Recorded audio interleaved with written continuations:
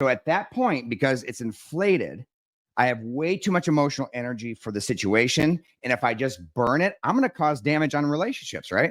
So I say, you got to turn around, and behind me is the house of my heart. I got to turn around and walk into my negative emotions and walk in that front door. And the first room is insecurities, right? And insecurities are on the front. And then I have the other emotions of insecurity, anxiety, fear, worry, anger, depression. It's kind of like my paradigm for counseling. But the first floor is insecurities, right? So, but then there's a door, and the door goes down into the basement. So one is our day-to-day emotions.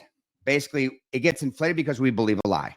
Like, they meant to do that, or I'll never get a job, right? But that's one reason for the inflation, that we believe a lie, and then it increases the emotion. But the second reason is when you go into the basement. In the basement is the machine of identity, value, and worth. So if you ever heard that, when we take things personally, like I mentioned a few minutes ago, it's that a negative event, I take it personally, which means it impacts my value and worth. So I had to, after the emotional affair, kind of go down there, which had to do with the church and everything, of saying, look, my value and worth is kind of contingent upon the approval, validation, or relational pursuit of others.